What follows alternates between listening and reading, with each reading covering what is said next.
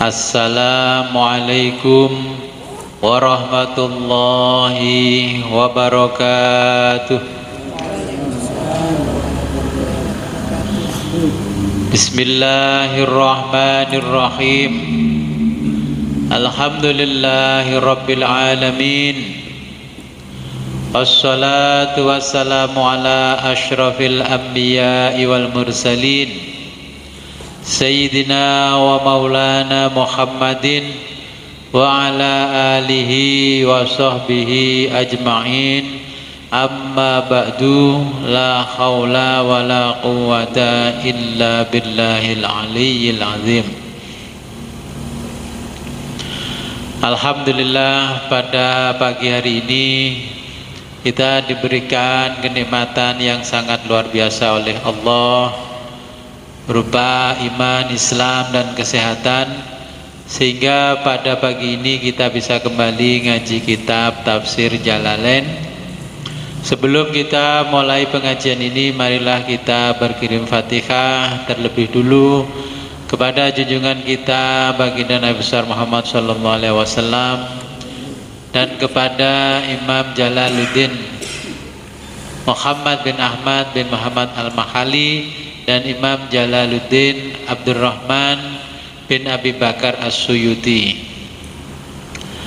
Semoga dengan berwasilah ini kita diberikan kemudahan oleh Allah dalam mempelajari tafsir Al-Quran. Ila hadratin Nabil Mustafa Rasulullah Muhammad sallallahu alaihi wasallam wa ala alihi wa azwajihi wa auladihi wa dzurriyyatihi wa ahli baitihi wa jami ashabihil kiram. Al-Fatihah.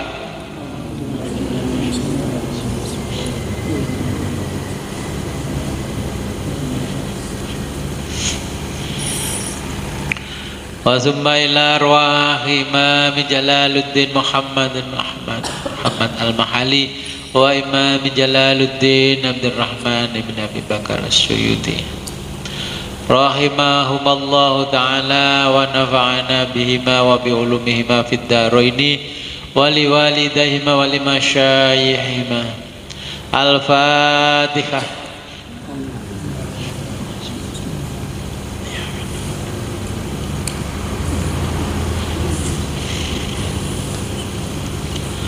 Wa summa ila arwahi abaina wa ummahatina wa jaddatina wa usulina wa furu'ina wa lal khadirina fi majlisina hadha. Al-Fatihah.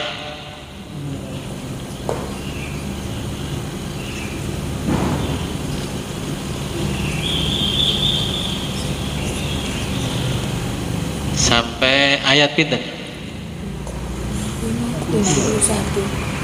52. Tsumma afauna angkum. Catatan kula 52, terakhir 51.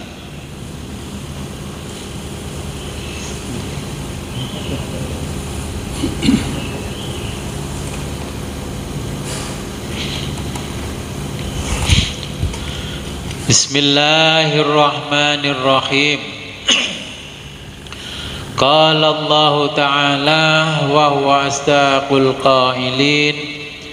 A'udzu billahi minasy syaithanir rajim. Bismillahirrahmanirrahim. Summa afauna ankum. Pun panggih nggih. Nggih. Summa kemudian afauna kami maafkan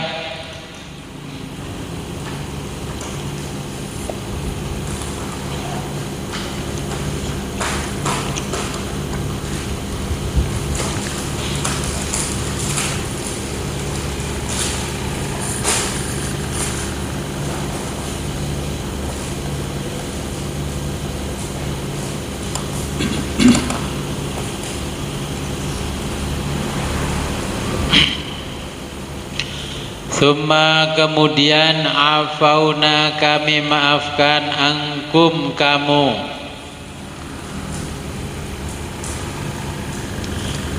mahauna kami hapus,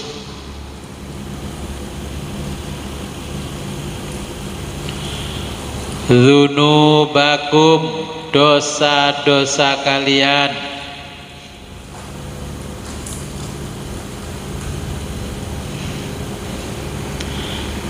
mim ba'di dzalika setelah itu,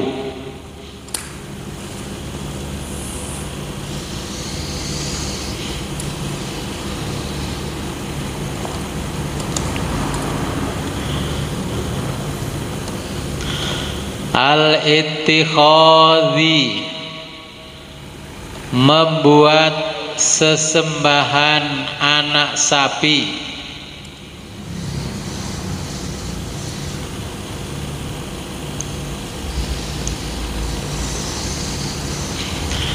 la'allakum agar kamu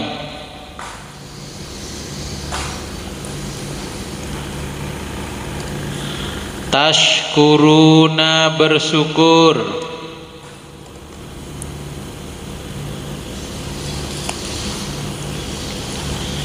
ni'matana atas nikmat-nikmat kami,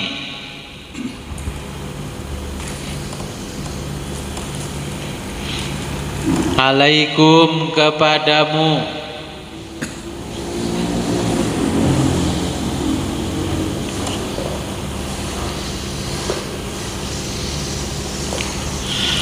wa idh ataina wa idh dan ketika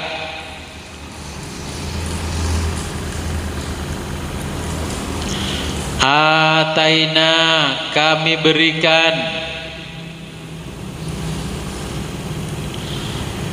Musa kepada Nabi Musa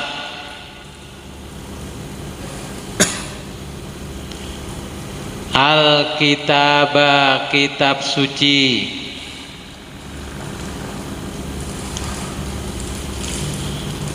At-Taurata yakni Taurat,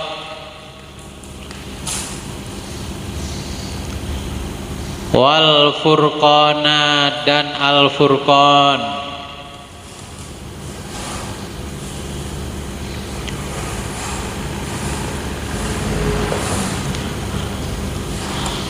atfu merupakan atof. Atof kalau bahasa Indonesia kata sambung, yaitu huruf wawu sebelum wal furqana itu namanya huruf atof. Atfu merupakan atof atau kata sambung, tafsirin tafsir,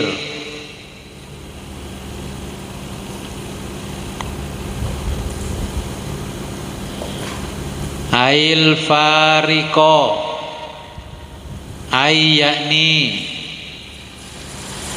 al fariko pembeda,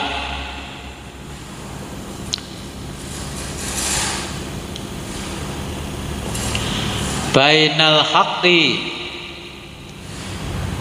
baina antara al haqqi yang hak,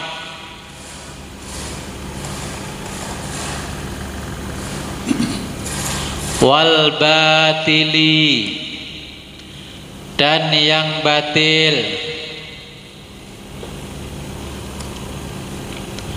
wal halali dan yang halal,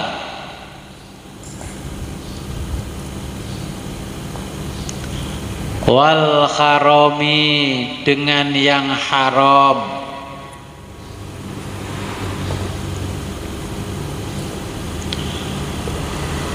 la'allakum agar kamu tahtaduna memperoleh petunjuk,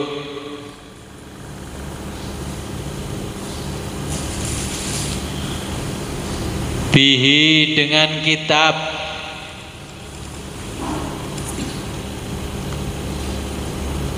minadz-dhalali, dari kesesatan. Saya jelaskan dua ayat ini.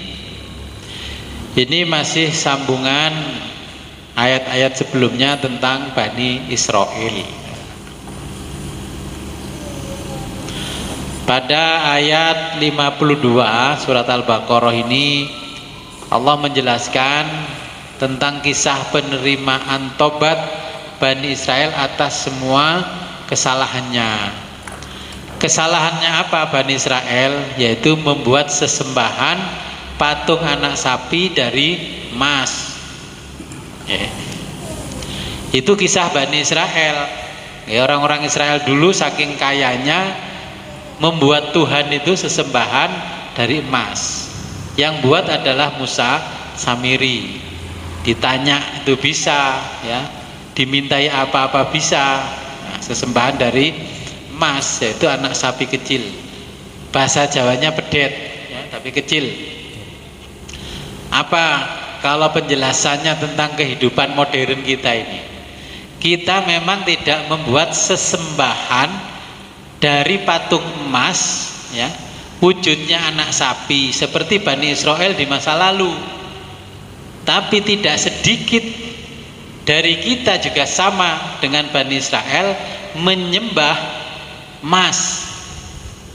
Artinya apa? Emasnya tidak berbentuk patung anak sapi, tapi berbentuk investasi, berbentuk harta, berbentuk kekayaan. Orang kalau punya emas 1 kilo, penampilannya juga akan berbeda dengan orang yang tidak punya emas. Orang kalau sudah kaya, kendaraan itu sudah berbeda dengan kendaraan orang miskin. Pergi haji dan umroh saja, kalau orang kaya berbeda dengan orang miskin. Kalau orang miskin pokoknya teko tanah haram wis trimo, wis hotelnya aduh teko Masjidil Haram, Masjid Nabawi trimo. Tapi kalau orang kaya, ada yang paket platinum nggak bah ini? Oh ini ada platinum, 1 seatnya 60 juta, enggak masalah, saya pesan 5. Ini gaya ibadahnya orang kaya. Dan jenengan jangan heran Allah menyindir kita dengan ceritanya orang Yahudi itu. Kita ini sebenarnya lambat laun persis orang Yahudi. Dulu yang disembah patung anak sapi terbuat dari emas, sekarang ya emasnya malah disembah. Emas lantaan, mobil, harta, apa bedanya? Beda zamannya saja, hakikatnya sama. Orang punya jabatan juga nyembah jabatannya, orang punya kekuasaan nyembah kekuasaannya, orang punya harta ya nyembah hartanya. Sampai Allah menurunkan Al-Furqan di zaman Nabi Musa, namanya Taurat.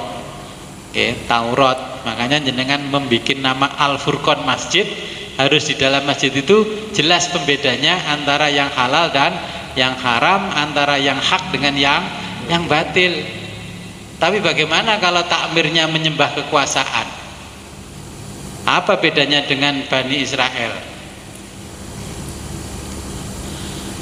Sekarang memang bangun tempat ibadah, tapi intinya itu orang tidak beragama.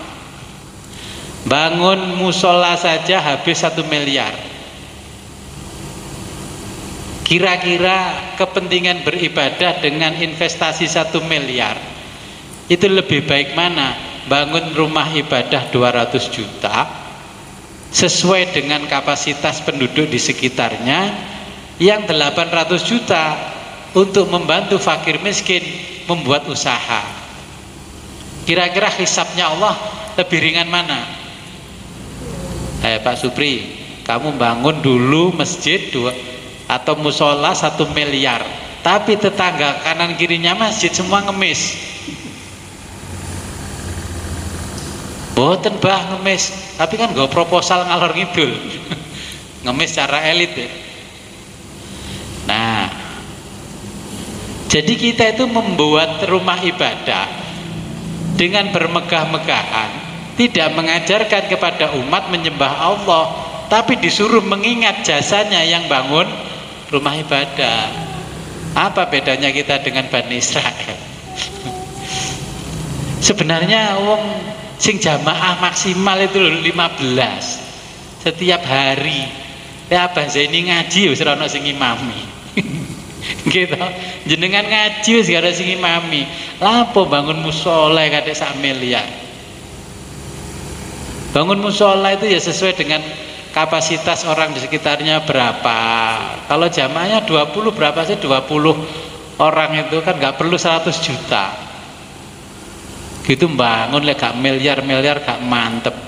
Panitiane sama masyarakat sekitarnya itu loh ya sama. Jenengan kira bangun musola masjid itu nggak dihisab Allah nantinya panitia itu? Ini diingatkan oleh Allah di ayat 52-53. Kita tidak membuat sesembahan berbentuk sapi, tapi kita membuat sesembahan rumahnya yang disembah, bukan yang punya rumah. Baitullah itu loh nyembah siapa? Akhirnya iblis membisiki kita, ini dulu kalau nggak saya yang memprakarsai, kampung sini nggak punya masjid. Kayaknya Gusti Allah ini kan ceritakan Bani Israel itu sebenarnya yang menceritakan kita hari ini.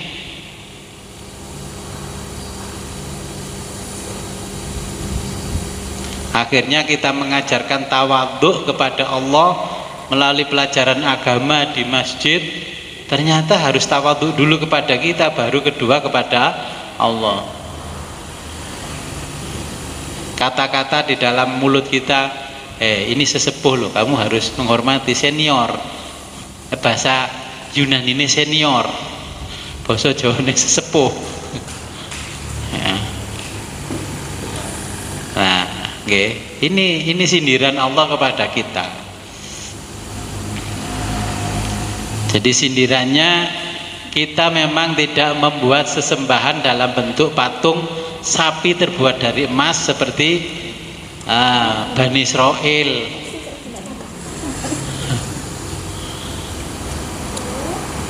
Oke. Bisa dimengerti nggih apa yang dimaksud surat ini?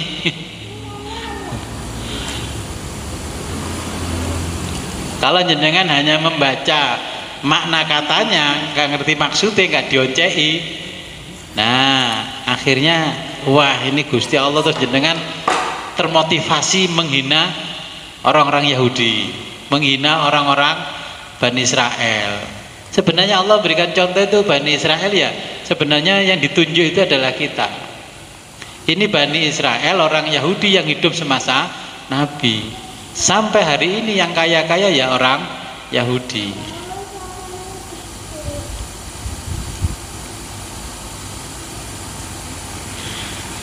Nah, turunnya Taurat di masa Nabi Musa itu Allah ingin bersih-bersih ya para durjana yang ada di sekelilingnya Nabi Musa. Jadi semua orang-orang yang antek-antek saja ya ikut Nabi Musa karena Nabi Musa menang. Ketika Nabi Musa kalah ikutnya Fir'aun, maka orang-orang yang durjana ini dihabiskan oleh Allah, ditenggelamkan ke Laut Merah. Ya nanti kalau jenengan diberi kesempatan oleh Allah pergi ke tanah haram, nanti kalau diajak oleh mutawif ke Laut Merah, ya lihatlah Laut Merah itu. Nah, mukjizatnya Nabi Musa tongkat yang untuk membelah Laut Merah ya hanya tinggal kisahnya saja. Lautnya ya tidak merah ternyata, ya sama dengan laut kita. Malah di pinggir Laut Merah yang banyak ya orang-orang kita Indonesia itu wong-wong jagongan, pacaran Laut Merah. Pokoknya orang Indonesia itu paling, kalau disuruh gitu-gitu paling top. Ya. Ya, saya lanjutkan ke ayat berikutnya.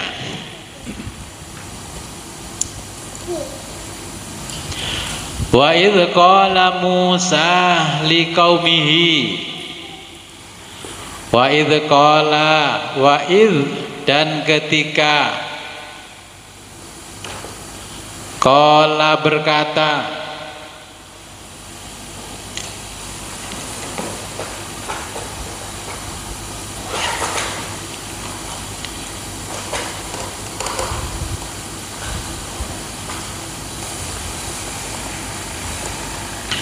wa idh qala ketika berkata siapa Musa, Nabi Musa, li qaumihi kepada kaumnya,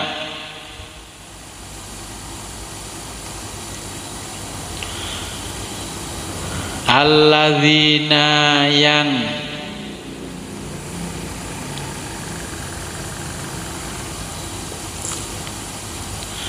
abadu menyembah al-ijla patung anak lembu,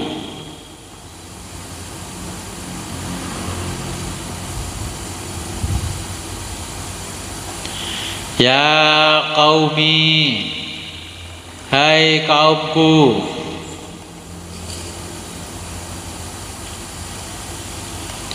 innakum sesungguhnya kamu, zalamtum telah menganiaya,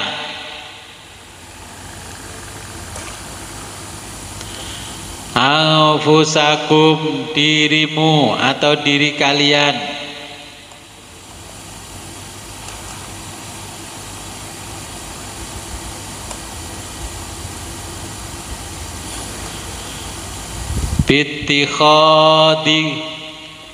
bittikhadikum kamu telah menjadikan al-ijla anak lembu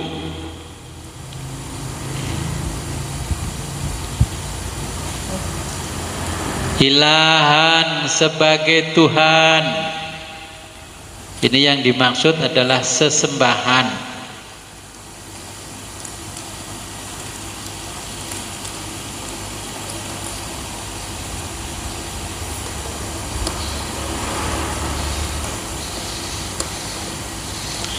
Fatubu maka kalian bertobatlah,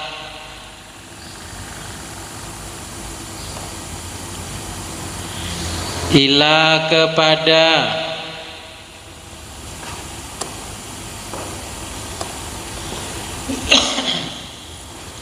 bari'ikum Tuhan pencipta kalian,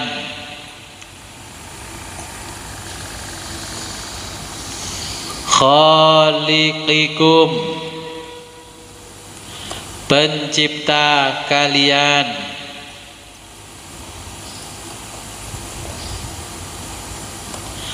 min ibadatihi min dari ibadatihi menyembah anak lembu,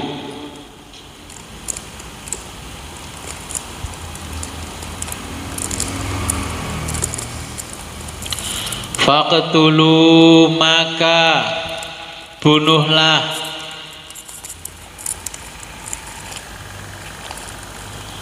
anfusakum dirimu,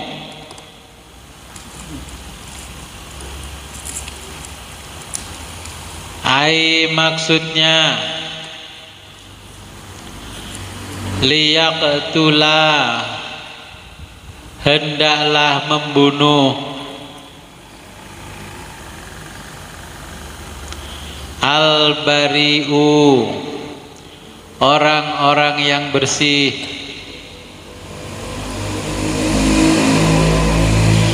minkum di antara kalian,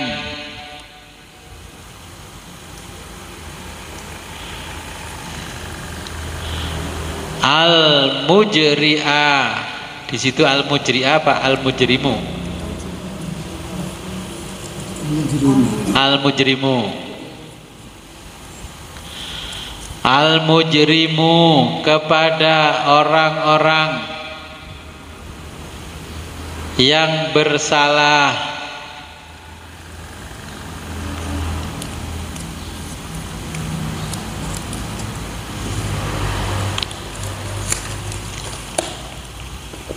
Zalikum demikian itu.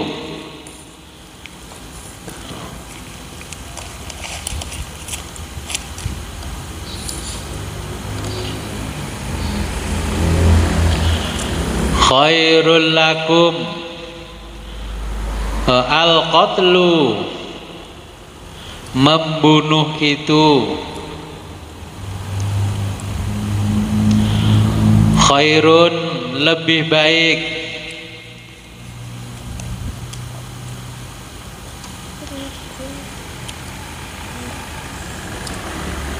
lakum bagimu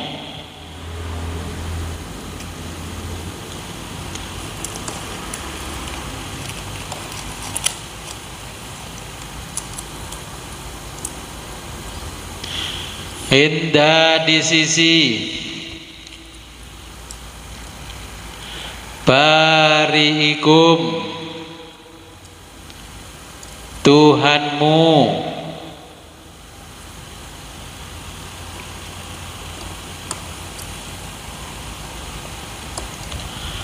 wa waffaqakum maka Allah menolongmu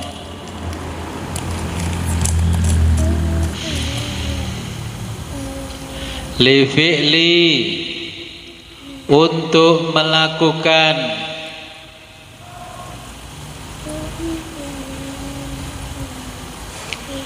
zalika yang demikian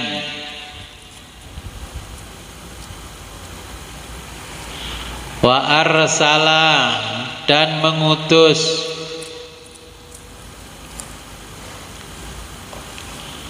alaikum kepadamu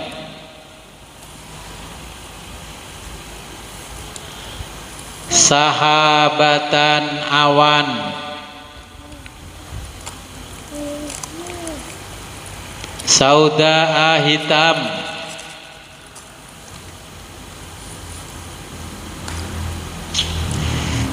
li Allah agar tidak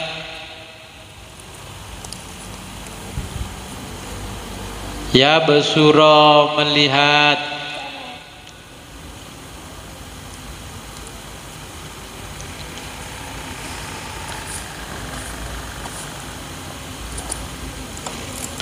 ba'dukum sebagian kamu ba'don dengan sebagian lainnya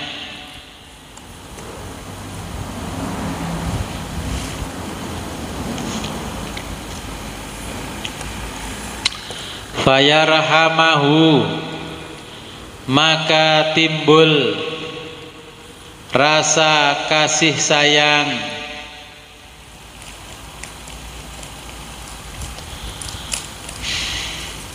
hatta sampai kutila terbunuh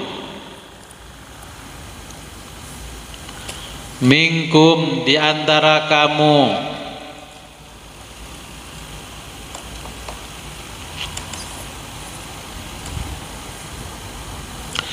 nahwu tidak kurang sab'ina alfan sab'ina 70 alfan ribu jadi kalau sab'ina alfan 70 ribu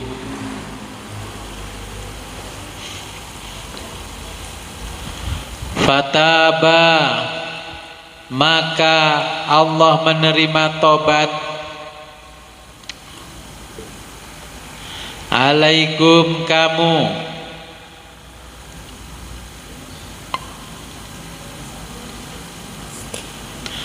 qabila Allah menerima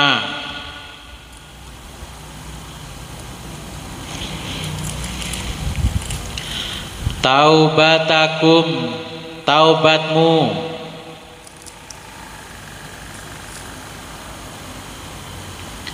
innahu, sesungguhnya,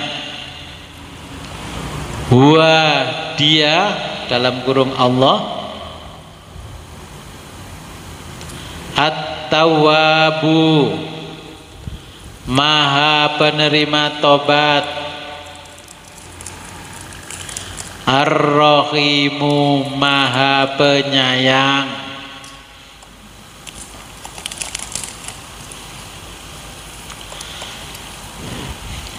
Oke, saya jelaskan di ayat 54.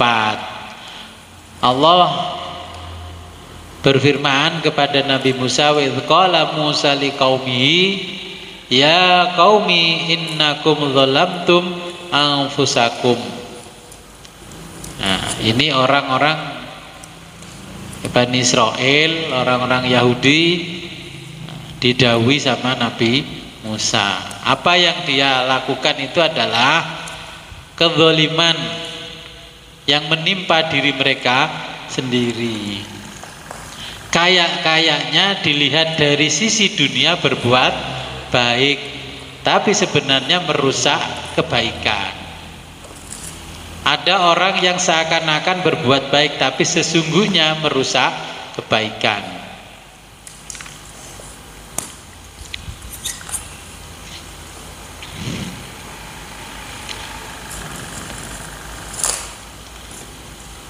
Jadi Nabi Musa mengingatkan kepada kaumnya, wa idz qala Musa liqaumihi ya qaumi innakum zalamtum anfusakum bittikhadhikumul ijla.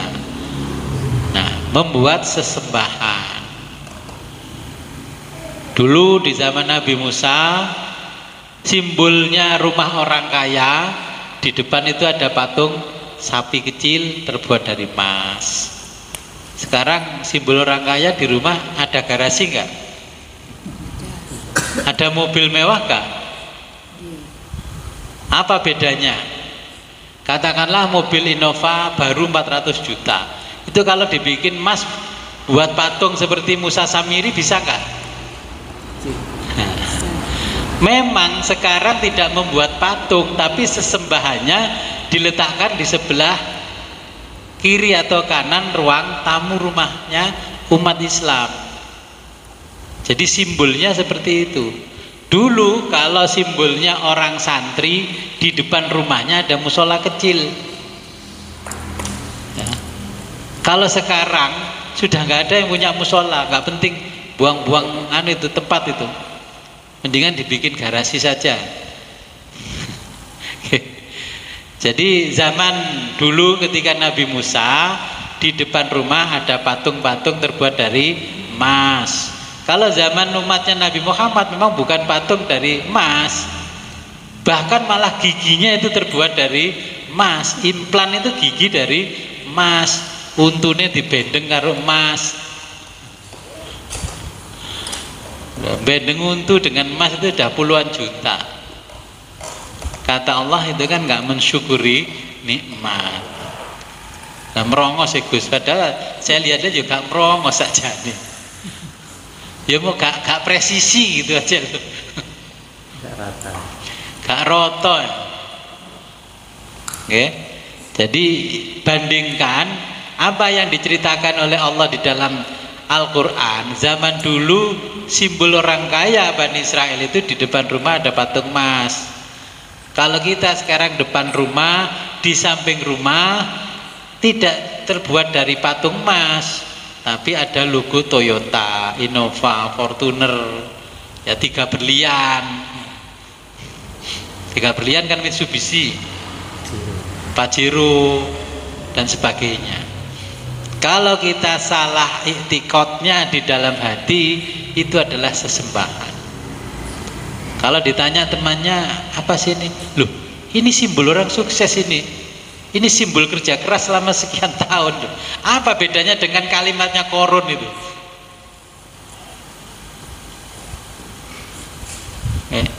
Apa bedanya coba? Jangan bedakan dengan kalimatnya korun.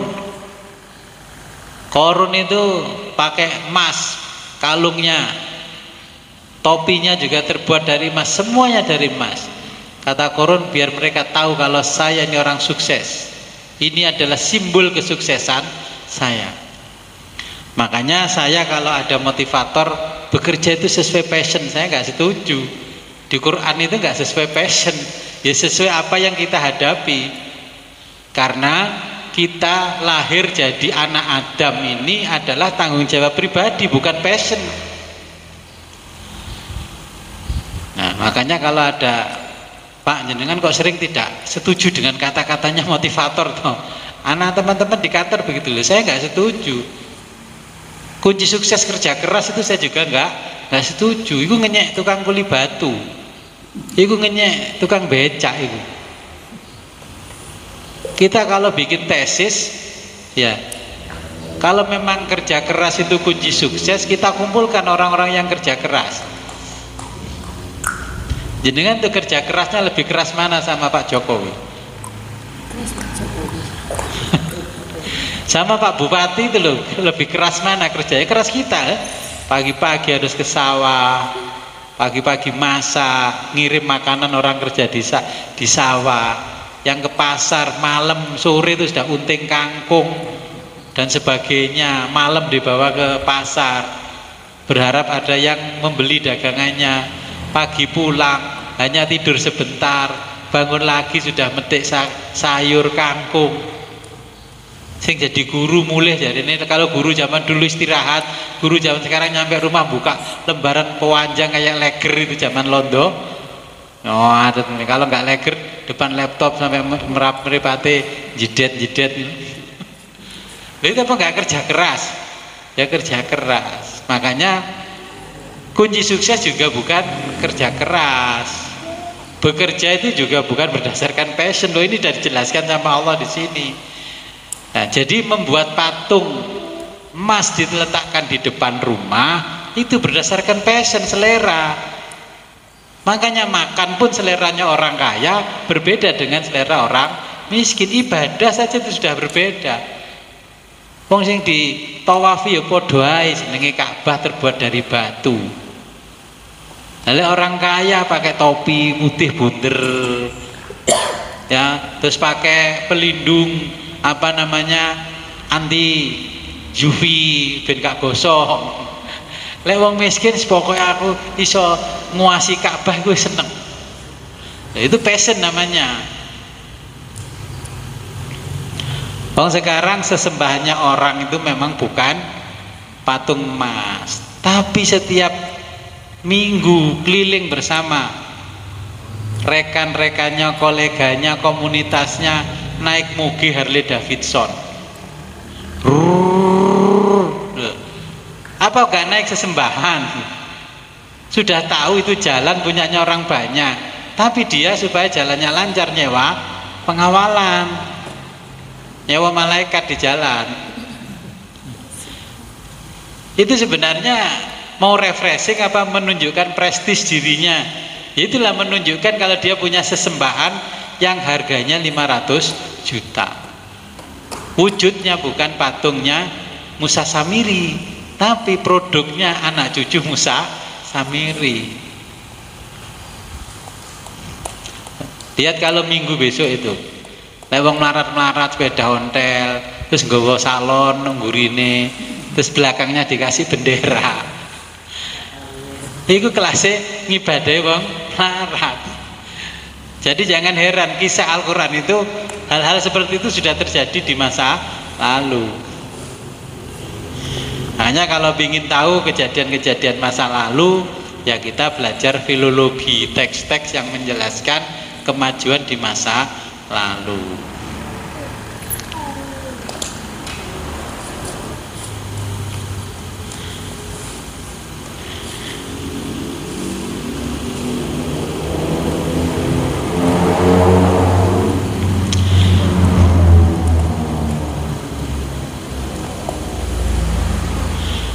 Di sini di zaman Nabi Musa banyak orang menjadikan kitab sucinya itu sebagai bacaan saja, cuman digelomba. Nggih digawe apal-apalan tapi ra ono sing nglakoni. Apakah nggak sama dengan masa kita? Banyak orang yang berlomba-lomba menghafal Al-Qur'an. Tapi mana yang mengamalkan Al-Qur'annya? Lomba-lomba sampai internasional enak-enakan suara. Tapi panitia sama peserta lomba ya padha ae. Mari lomba ya wis nongkrong-nongkrong nang kafe mulai di bandara ngopi dulu. Makanya kalau kita ngaji hadis arba'in itu, kalau yang bersifat perlombaan jangan berharap pahala di akhirat. Makanya disebut di situ musabaqah, perlombaan.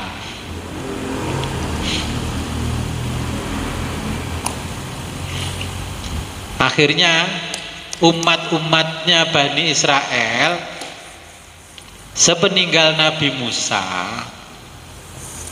itu ada ulama-ulamanya Nabi Musa, namanya Rabbi atau Robbi. Ya, umat itu lebih percaya kepada ulamanya daripada kepada Tauratnya. Meskipun Taurat itu mengharamkan, tapi kalau Rabbinya membolehkan, nah akhirnya dia memilih apa kata ulamanya. Katakanlah di kita, kalau sudah jelas di Al-Quran Allah melarang, tapi masih terjadi perdebatan. Wah, saya ngikuti ulama yang membolehkan. Wah, itu ulama yang tidak membolehkan. Apa nggak sama dengan kita? Kita lebih percaya kepada orang daripada kepada kitab. Zaman Nabi Musa itu gak percaya dengan Nabi Musa. Sepeninggal Nabi Musa memiliki kitab suci namanya Taurat. Tapi orang-orang tidak percaya Taurat, tapi percaya para rabinya, para ulamanya. Jadi standar hidup, standar beragama itu ditentukan oleh rabinya, bukan ditentukan oleh Tauratnya.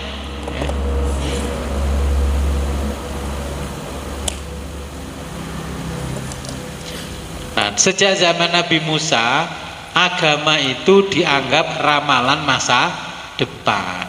Wong kita sama-sama belum pernah tahu surga neraka, kolek cerita surga neraka koyo-koyo. Memangnya kowe ponakane Gusti Allah. Kalimat seperti itu sudah ada sejak zaman Nabi Musa. Sekarang jenengan lihat di medsos itu, kabeh ngaku ponakane Gusti Allah.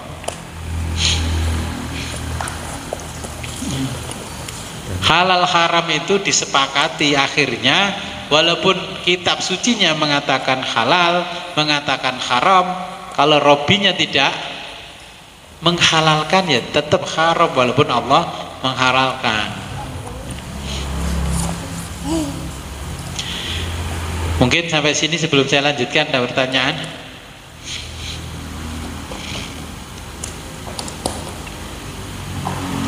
Mesti enten sebutkan. Oke. Tapi ini menjawab bahwa hubungan ini kasih kuasa. Ini hari raya, saya kira kan itu masih kita masalah hari raya. Dan masalah umum. Mak juga sangat tidak pakai apa. Umumnya dengan kata-kata hari raya itu. Ini itu saya menerangkan hukum itu akan kembali di Pulau Suci. Jadi saking umumnya dengan kata-kata itu yang bilang ini sing taat dengan puasa itu. Dengan macam kembali suci dalam mensucikan diri dari dosa-dosa. Macam pertanyaan pertama itu termasuk itu menghapus dosa-dosa yang besar. Nah, pertanyaan dia itu jadi kecil. Macam sing nomor kali, ya ngomong juga mereka suka tuh bayar kita. Apa itu termasuk yang melok-melok tapi ini jadi kira-kira ini sih cinta dari ini lagi. Oke. Jadi ada hari raya setelah Ramadan namanya Idul Fitri. Idun itu berasal dari kata adda yaidu. Artinya kembali ke rumah, balik mulai. Ke rumah mana yang dimaksud kembali ya? Nanti akhirat. Tujuannya itu adalah akhirat. Fitri, fatoro itu artinya fitri itu yang satu adalah suci. Yang kedua futur itu artinya makan. Jadi hari raya makan-makan. Makanya kalau kemarin ada tokoh ngetop ngomong hari raya Idul Fitri itu hari raya makan-makan. Iya betul kalau dipandang dari arti bahasa memang makan-makan, kita nggak boleh puasa. Karena fitri memiliki dua makna. Kalau akar katanya fitrun itu artinya suci, kalau futur artinya buko. Ya makan-makan. Nah tujuannya apa? Ya, fitrun itu, aidun itu kembali ke rumah dalam keadaan suci. Yang dimaksud adalah rumah akhirat, bukan rumah dunia. Nah bagaimana Gus? Ono sing gak poso tapi ngecat omah. Apa cak kok ngecat omah? Yo dilungkas riyoyo. Itu kita hargai karena masih mau menghormati Idul Fitri. Ya, gak poso tapi sih ngormati. Daripada gak poso wes gak ngormati. Niku lho Gus, poso ra gelem tapi mau salat riyo tok nyumet mercon. Yang nyumet mercon itu menghormati saking gembiranya dia diberi kesempatan bertemu dengan Idul Fitri. Lumayan seperti saklabah, lama-lama sholatnya cuma setahun sekali. Nah, jadi Idul Fitri itu memang dari akar kata Aidun itu kembali ke rumah dalam keadaan suci, sehingga hari rayanya diletakkan setelah Ramadan. Nah ciri-cirinya orang kalau melakukan puasanya itu betul-betul diterima oleh Allah ketika Idul Fitri itu kelihatan dari cerminan seseorang. Satu, orang nanti akan mengalami proses dalam hidupnya setelah Idul Fitri. Yang pertama jadi as-sakho. As-sakho itu memberi, tetapi kalau tidak diminta gak memberi. Ono apa-apa nang sebelah meneng elek gak ngomong, gak dijali ora tedun. Basa Jawane itu seperti itu, bahasa Arabnya as-sakho. Nah, yang kedua adalah al-jud. Nah, ini ciri-cirinya nanti jenengan lihat. Ya, as-sakho itu lek ono arisan, dana sosial mbah dana apa dari 1.000 naik jadi 5.000. Panitia itu ditanya suruh menjelaskan kenapa kok bisa naik 5.000. Wis gegeran dhisik walaupun ujung-ujungnya tetap ngasih. Itu namanya as-sakho.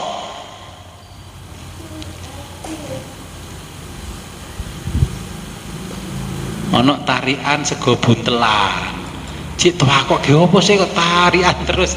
Itu nyala kelasnya jenengan masih as-sakho.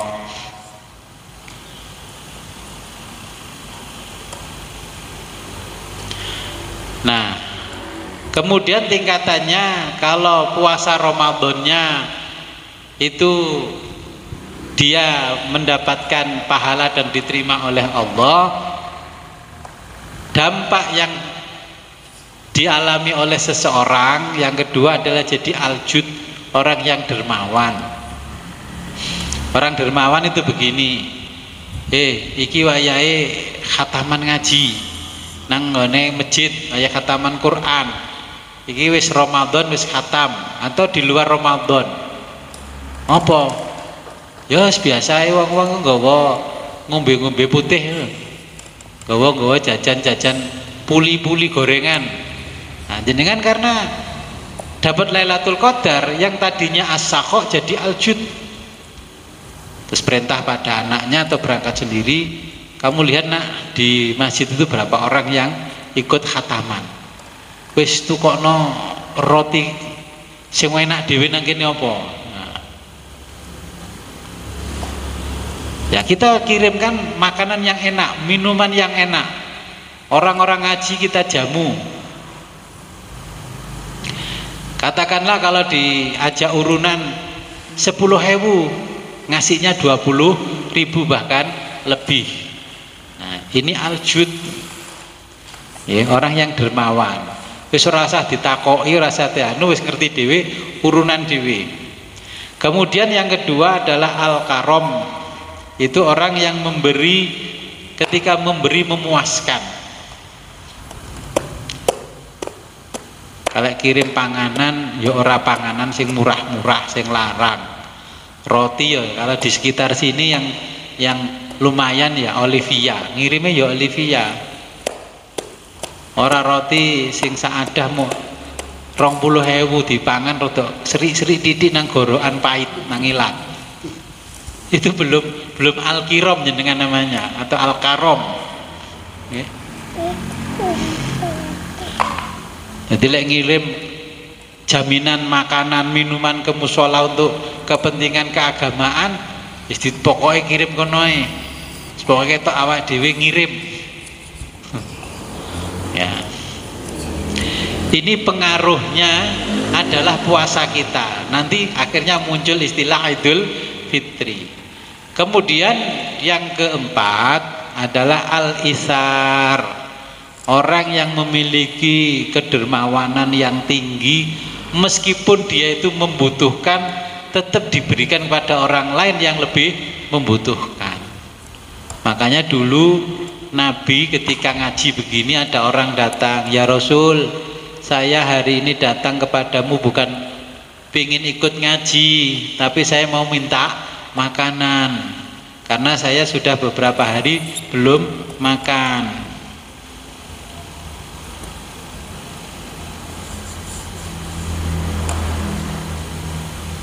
Nah, akhirnya Nabi beserta istri-istrinya memerintahkan untuk memberikan makanan kepada orang lain. Walaupun pada waktu itu Nabi bersama keluarga belum makan. Nah, ini kadang-kadang yang berat buat kita. Ada rong lapo-lapo wong liya wis njaluk. Isu-isu njaluk. Kene sing nyambut gawe. Orang mangan. Makanya terus Nabi di majelis itu kan mengajarkan pada para sahabat, ya, Allahumma hdini wa syaddidni. Kemarin kan sudah, Allahumma alhimni rusydi wa a'idni min syarri nafsi. Kemudian Nabi juga mengajarkan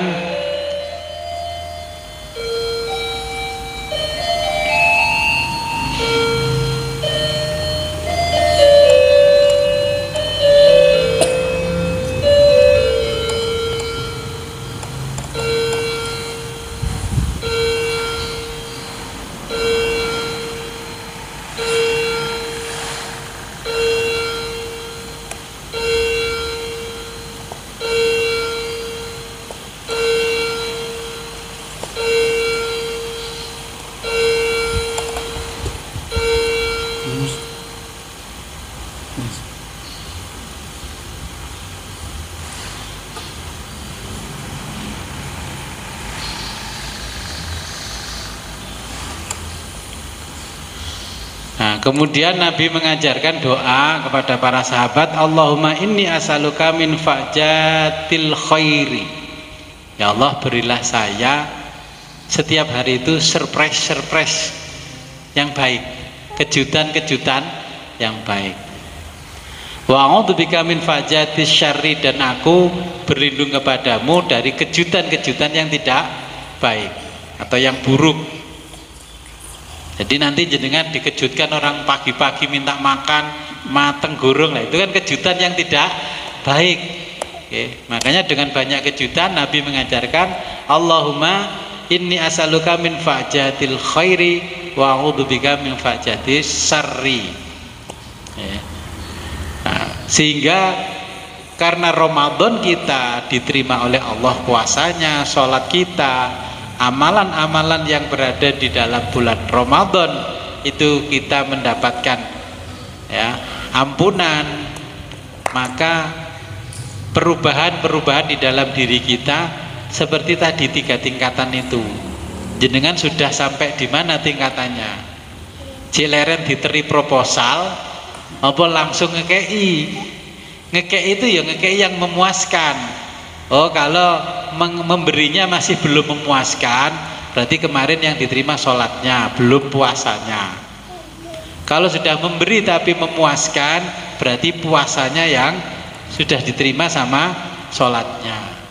Kalau memberi ketika dia sendiri masih membutuhkan, maka dia mendapatkan Lailatul Qadar. Cirinya begitu nanti, sehingga dia kembali ke rumah lama namanya Aidun dalam keadaan suci. Makanya Allah memberikan nama itu Aidul Fitri. Nah, bagaimana yang cuman ngecat pagar, ngecat rumah, ya nanti dia ibarat pergi haji itu ya cuman nganter ke balai desa, ke kecamatan. Jadi nggak bisa masuk ke asrama haji, apalagi naik pesawat ke tanah suci. Itu ibaratnya seperti itu, kan hormat haji. Ya, kalau ini kan hormat Ramadan sama hormat Idul Fitri. Ya, itu ganjarannya orang menghormati saja. Okay. Jadi itu kisahnya munculnya istilah nama hari raya itu namanya Idul Fitri. Ya. Ada yang lain? Nggih. Nggih.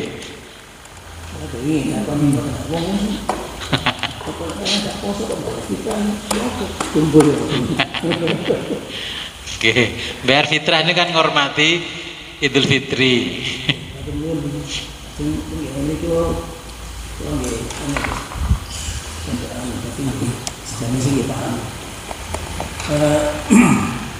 Tentang sesembahan atau bisa ini dari kita sendiri nggak perlu sembahan emas. Kacang yang itu dengan mengatur sajane yang kalau saiki podo ae. Cuma karena perbedaan tadi saja podo ae.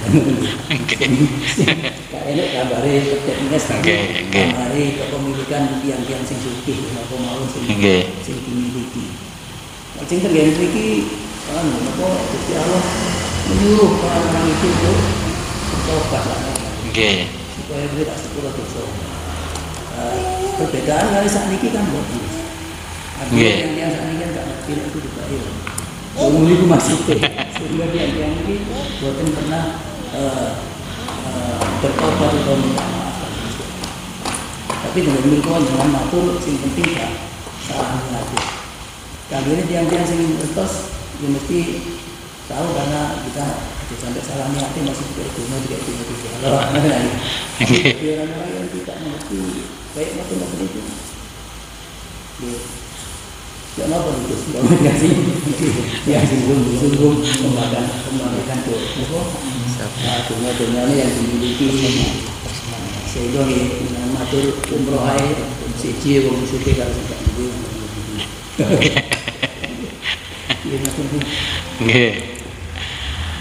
Jadi pengertiannya kenapa Allah itu memerintahkan Bani Israel untuk bertobat. Jadi memang kisah itu jadi pelajaran buat kita. Kita apa pernah tobat dengan membanggakan diri, membanggakan harta, membanggakan jabatan? Kan nggak pernah tobat. Ya, nggak pernah tobat. Contohnya aja di bidang ibadah aja kita sudah mengkelas-kelas. Okay. Naik kereta saja ke Jakarta itu kelas-kelasnya sudah ada. Dulu Islam datang itu menghapus yang namanya kasta-kasta dalam kehidupan manusia. Wis gak ono bedane menungso iku ya, kecuali ketakwaan. Nah, sekarang dibentuk lagi oleh manusia itu sendiri. Naik kereta kalau ingin murah ekonomi Jombang Jakarta 45.000. Bisnis Jombang Jakarta 300.000. Eksekutif 1 juta. Loh iya, saya naik kereta Jombang ke Bandung eksekutif, berangkat pagi sore sudah nyampe sana. Kalau jenengan yang bayar murah, korsine atos, sembarangnya rapena. Nah itu di kelas-kelas. Dalam kehidupan kembali di kelas-kelas sendiri oleh manusia. Sumbangan lek BLT wong melarat beras. Kalau orang-orang kaya ini potongan pajaknya. Sebenarnya kalau kita mau bicara di zaman Nabi Musa dengan sekarang, meningkatkan ekonomi bangsa itu sudah meningkatkan ekonomi jenengan apa meningkatkan ekonominya konglomerat? Duh, kita belak-belakan saja, kita evaluasi, kita hitung dalam skala makro, produk domestik regional bruto. Saya itu kalau menghitung saja nih, ngomong meningkatkan ekonomi itu bukan ekonomi orang miskin, tapi ekonomi orang kaya.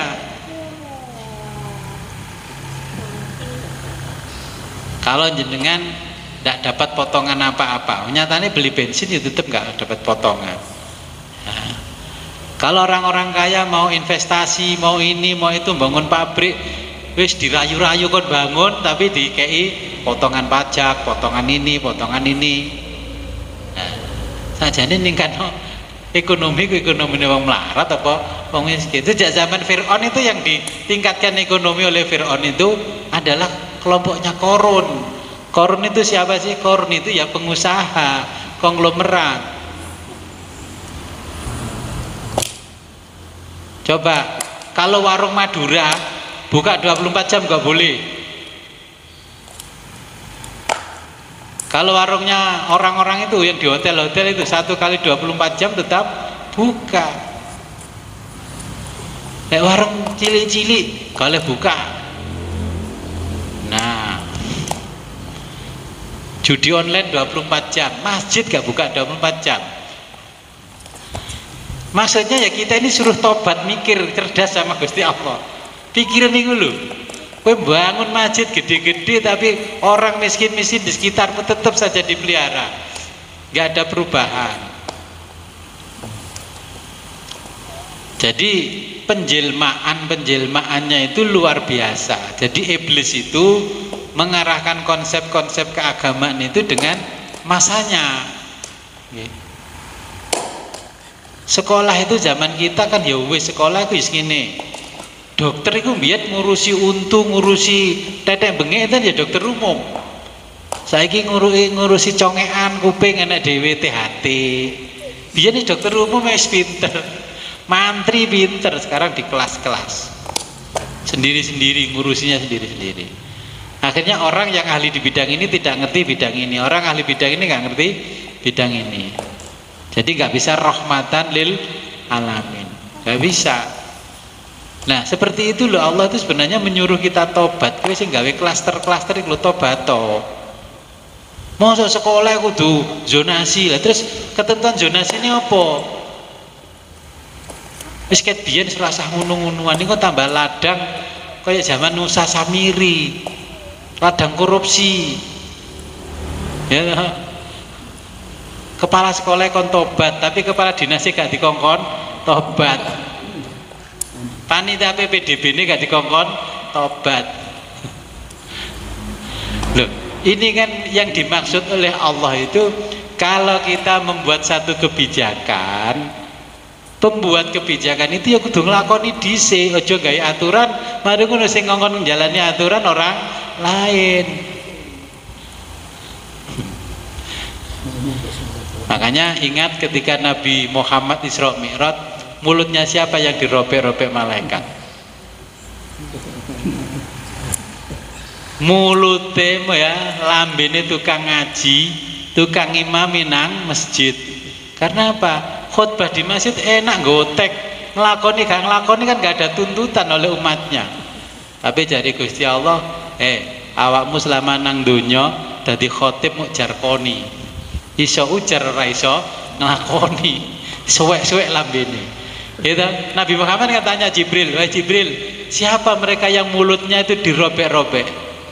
Mereka adalah orang-orang yang menyampaikan agama, mubalek, ustad, ustadzah, tausiah, tapi mereka sendiri tidak pernah menjalankan.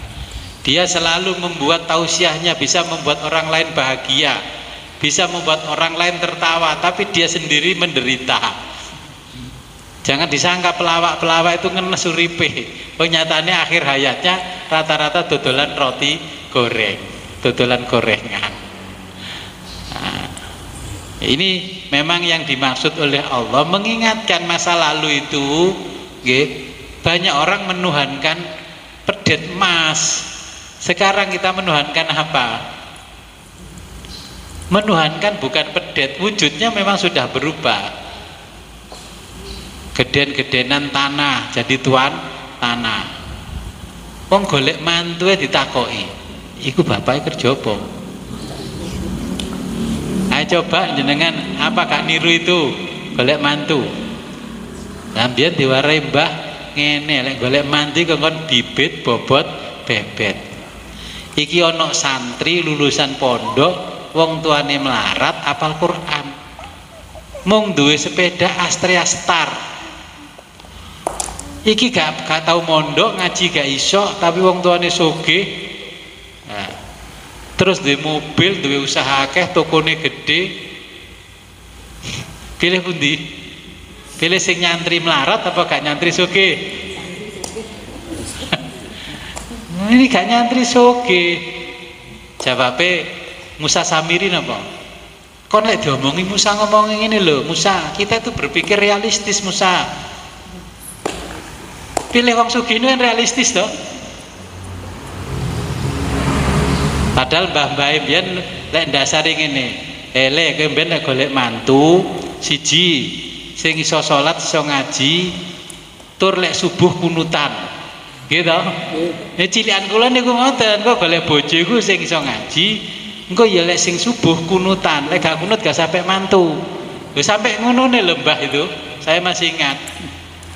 Tapi Musa Samiri bisi ngomong ya orang sing realistis. Golek bojo iku wong wedok sing berkarir. Dan duwe karir sing gak ngabot-ngaboti uripe wong lanang. Gitu. Enak ta lek duwe bojo nyambut gawe. Saya dulu milih istri ya sing nyambut gawe. Kalau gak nyambut gawe tambah abot wong lanang. Saya bisa beli apa-apa banyak itu ya karena istri saya bekerja.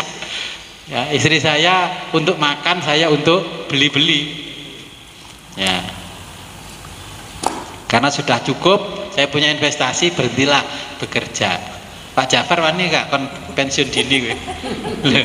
Iki ngomongin Nabi Musa, bojomu ben dadi istri yang soleha, wis gak nyambut gawe. Musa Samiri ngomong sing realistis sae. Hari gini kok gak ngempek mantu wong sugih. Nah, niku kata-kata yang selalu diajarkan Musa Samiri kepada umatnya Nabi Musa. Nabi Musa selalu mengajarkan kongkon narimo ing pandum. Narimo ing pandum, kancamu wis numpak mobil, kowe narimo ing pandum ya numpak ledok. Basa Jawa. Ya. Hari ini orang berlomba-lomba jadi sarjana. Sajane sekolah dukur-dukur ki apa? Wong antara yang sukses karena sarjana ya separuh, ya nggak sukses juga separuh.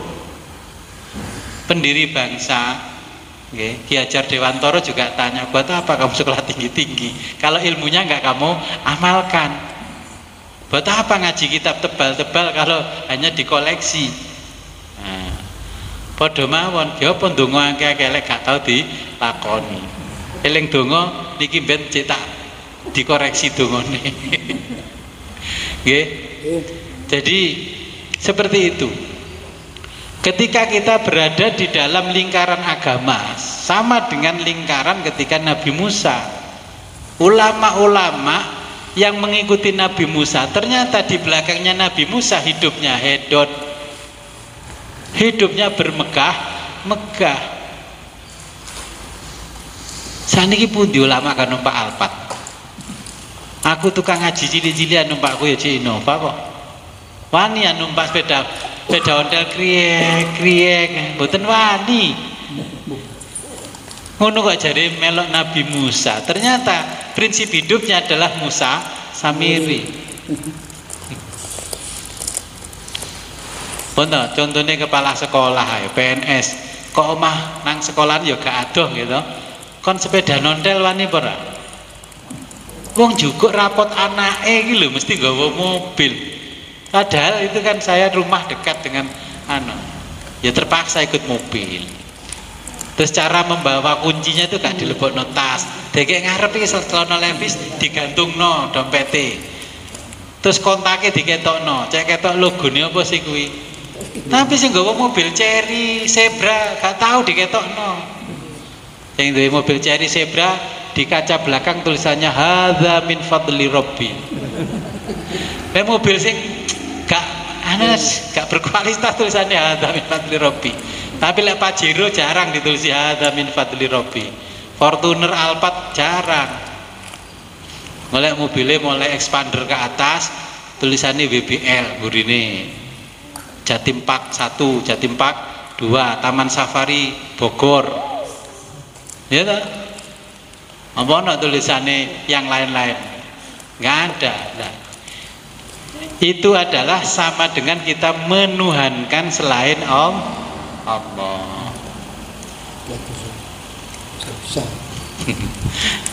Ya, makanya nanti di ayat selanjutnya kita nanti akan terjebak di padang tih.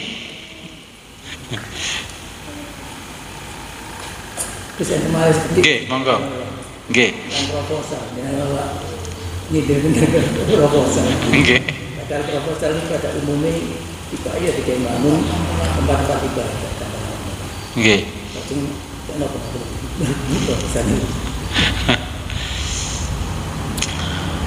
Jadi proposal itu boleh, pada hakikatnya boleh. Kenapa disindir Allah?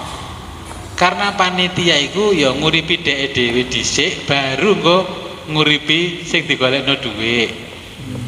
Tukang nyantuni anak yatim kan ngitung biaya operasional panitia dulu berapa, baru sisanya untuk nyantuni anak yatim dan fakir miskin.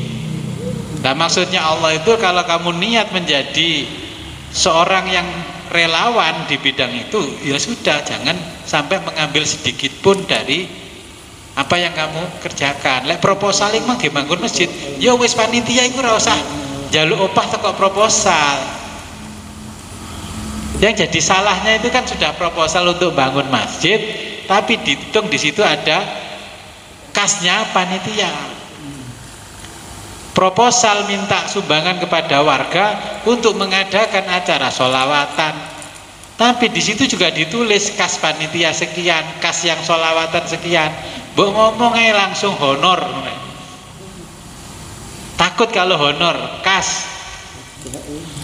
Lah kas kan ya potensi, kalau kas itu kan ya potensi korupsi. Contoh gini, kalau yang namanya amil zakat, wong zakat kanggo fakir miskin, kok iso-isoe njaluk bagian? Kudune sing dadi amil ya wong sugih. Contoh nanti sebentar lagi kan lebaran haji. Jenengan itu kalau nitip yang namanya binatang kurban ke panitia dikasih lebih uang 200.000. Kang panitia, aku njaluk tulung sembelihno iki bagekno pisan. Tapi kulite sapi kok aja kok dol. Ge tuku sego, ge tuku kopi, ge tuku rokok. Iki tak kei duit 500 lek sapi. Nah kesalahan panitia di mana? Menjual bagian dari binatang kurban untuk kepentingan panitia. Siapa yang salah? Yang salah ya yang punya binatang kurban. Karena nitip panitia gratis. Dan jenengan nanti kalau jadi panitia kurban umumkan kepada masyarakat bahwa yang nitip kambing harus nambah uang 200.000, nitip sapi nambah uang 1 juta. Jadi untuk apa? 200.000 itu untuk beli kresek, beli kopi dan makannya panitia, rokoknya, terus beli bensin untuk mengantar daging ke sasaran, nggih. Makanya jadi panitia pun harus ada ilmunya. Kalau nggak ada ilmunya, antara yang korban dan berkorban, yang dikorbankan panitia sama-sama masuk neraka. Nggih. Contoh. Kulitnya itu dijual untuk kepentingan masjid. Lah, karena embel-embel masjid dianggap tidak apa-apa, padahal ya apa-apa. Gitu, apa-apa. Harus habis dibagikan, orang itu namanya binatang korban. Tinggal-tinggal.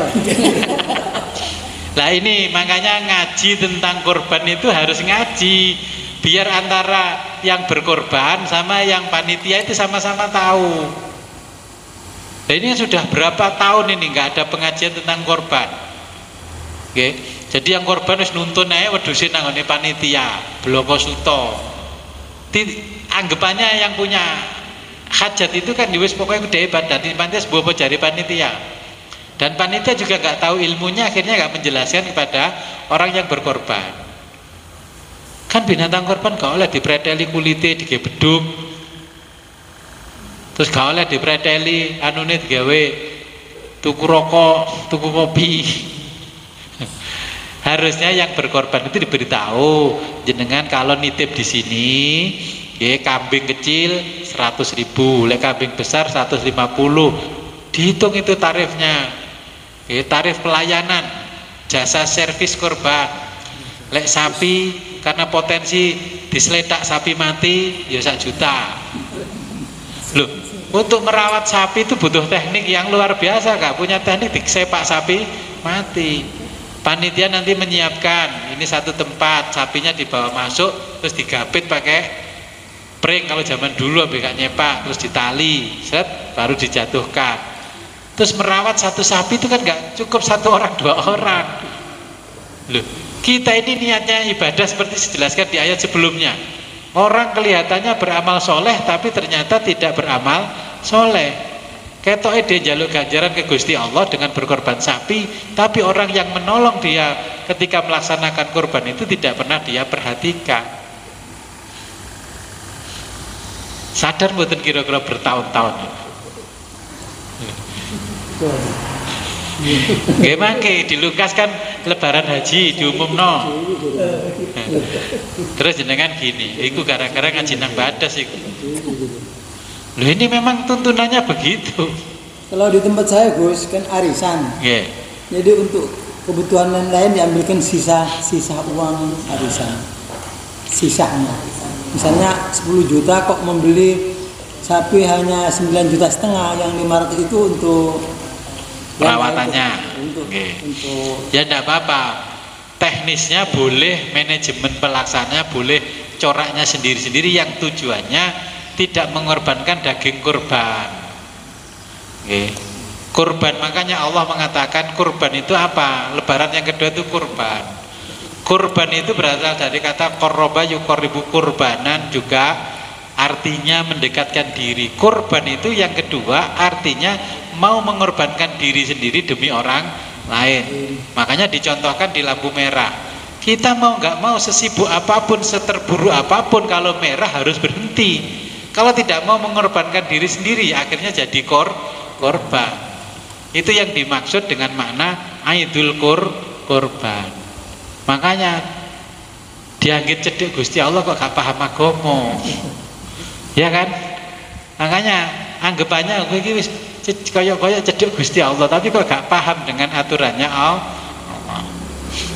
Ujian yang pertama bagi manusia, makanya dinamakan istilahnya sedekah. Sedekah itu berasal dari kata sidqun, artinya paham betul dan betul-betul memahami. Orang kalau betul-betul memahami perintah Allah, sedekah pun tidak akan pikir-pikir. Sedekah ini karena aku popularitasku nambah kak. Aku nyumbang ini karena popularitasku nambah, oke nggak apa-apa, berapa saya sumbang. Gitu. Ale acara ngono-ngono gak usah sumbangan saya ketahui bu. Tapi kalau nyumbang, kita disuruh tampil ke atas panggung, ke atas mimbar, dan membuat popularitas kita meningkat, nah barulah nyumbangnya banyak. Nah, aku gak didadekno apa-apa karo arek-arek sumbangan saya ikhlasin. Jadi itu nanti yang harus jenengan lakukan, pelajaran sejak Nabi Musa sampai Nabi Muhammad. Manusia itu tetap milih yang realistis. Makanya kenapa orang-orang Yahudi disebut oleh Allah orang yang materialistis? Karena Nabi Musa dituntut untuk membuktikan adanya Allah secara materi, bukan secara spiritual. Agama kita ini kan separuhnya kan spiritual bicaranya, bukan materi. Makanya lek dikandani sabar, wis to sing narimo. Sabar ono batase Pak, sabar iku. Dan nuturi anak kan segitu karena sekarang. Kon nrimo kene iki kalah-kalan pirang puluh tahun. Nggih. Nah, makanya pertanyaannya jenengan dijawab oleh Allah dengan jawaban Nabi Musa. Kita lanjutkan ke ayat berikutnya. Wa idz qultum wa idz dan ketika kultum kamu berkata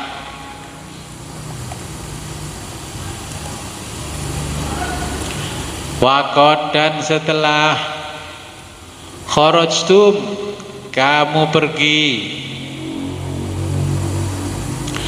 ma'a Musa bersama Nabi Musa dita'tadziru untuk memohon ampun ilallahi kepada Allah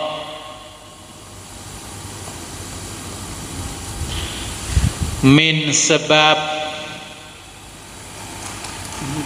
ibadatil ijli ibadati menyembah al ijli anak lembu, patung anak lembu.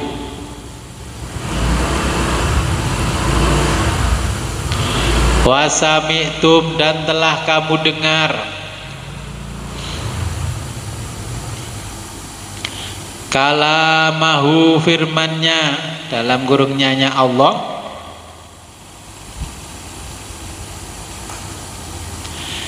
ya Musa wahai Musa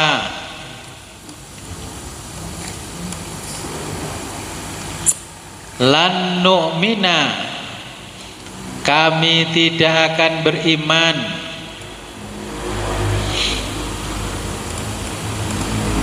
laka kepadamu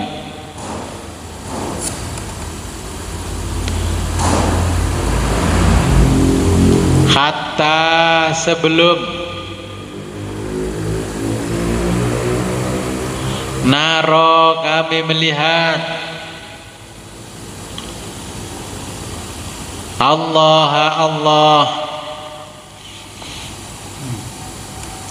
jahrotan secara nyata, jahrotan secara jelas, iyanan secara nyata,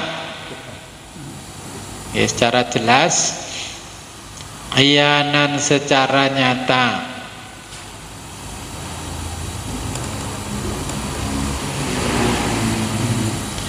Fa'akhadhatkum oleh sebab itu kamu disambar fa'akhadhatkumus sa'iqatu as-sa'iqatu petir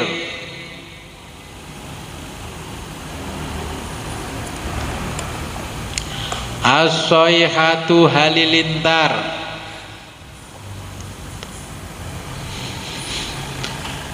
famutum hingga kamu tewas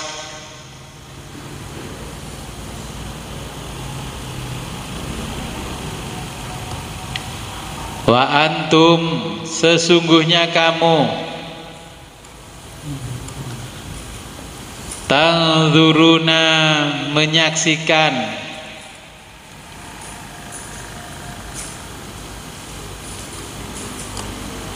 ma atas halla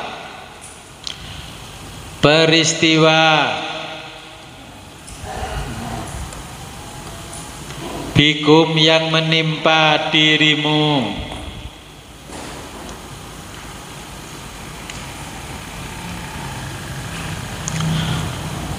summa setelah itu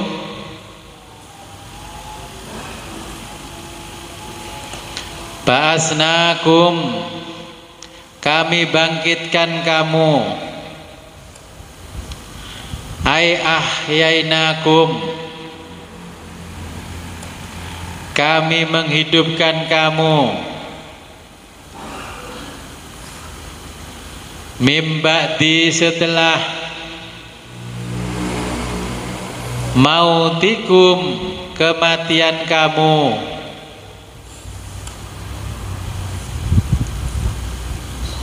la'allakum agar kamu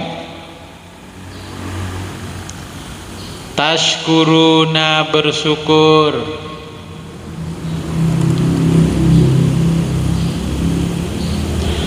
ni'matana atas karunia kami bidzalika dengan demikian itu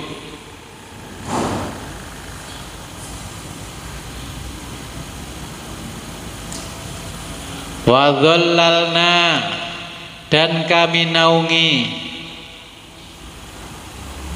alaikum kamu al-ghamama dengan awan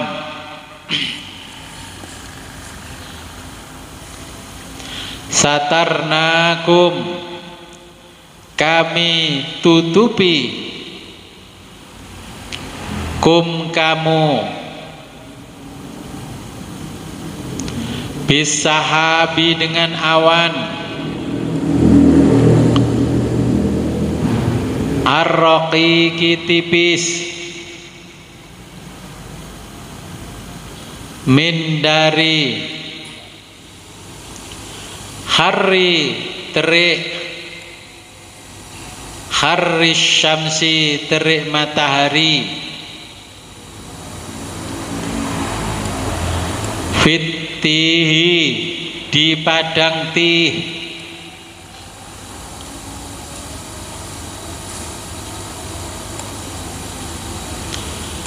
wa anzalna dan kami turunkan alaikum kepadamu fihi di padang tih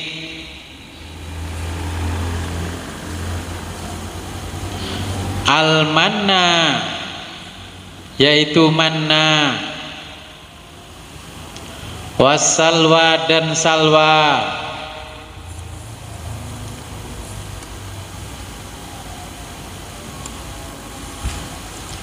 huma keduanya adalah at-taronjabinu madu putih. Manna itu artinya madu putih. Madu di dunia ini kan madunya enggak putih. Wat-toiru dan burung. Wat-toiru simani dan burung asimani puyuh. Jadi manna salwa madu putih dengan lauknya ini burung puyuh. Bitakhfifi dengan dibaca ringan. Al-mimi huruf mim. Wal qasri dan dibaca pendek.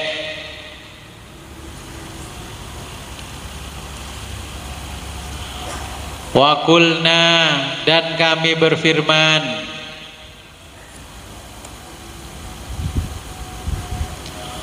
kulu makanlah kalian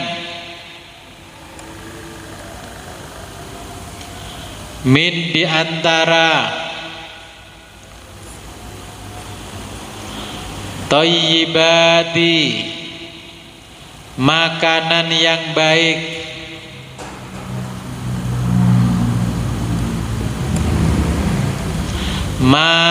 apa yang razaqnakum kami karuniakan kum kepadamu, wala dan janganlah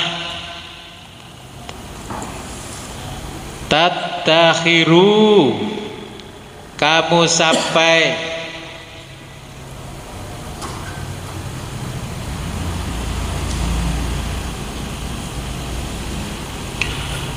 fakafaru tetapi mereka mengingkari an-ni'mata nikmat, yaitu kufur nikmat.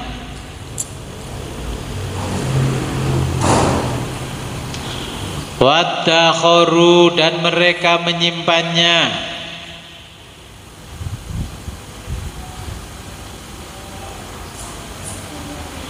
Faquti'a maka Allah memutus rezeki itu anhum atas mereka,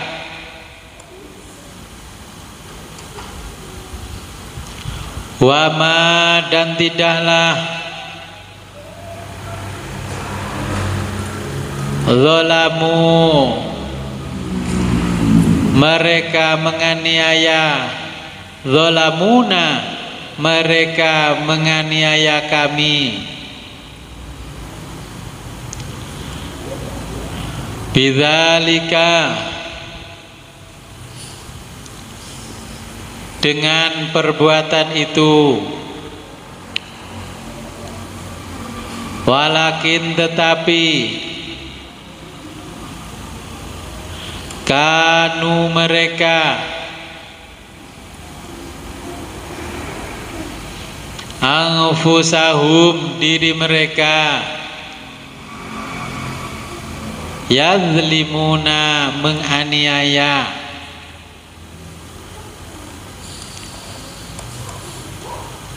lianna karena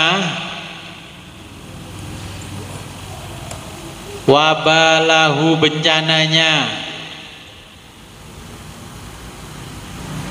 alaihim kembali kepada mereka.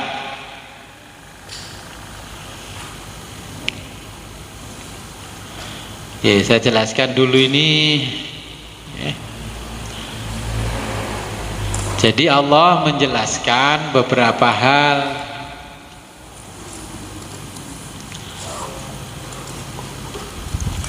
Banyak orang mengejar materi demi kesenangan hidupnya ya, sejak zaman Nabi Musa. Kepuasan dan kebahagiaan hidup di dunia hanya diukur dengan banyaknya materi. Sekarang kita dibilang orang sukses itu minimal materinya banyak, rumahnya bagus ya, mewah, naik mobil. Walaupun simpanan emas kita satu gunung, kalau kita tidak menampakkan kesuksesan dari luar, maka kita tidak dianggap sukses. Ini sudah menjadi tradisi sejak zaman Nabi Musa.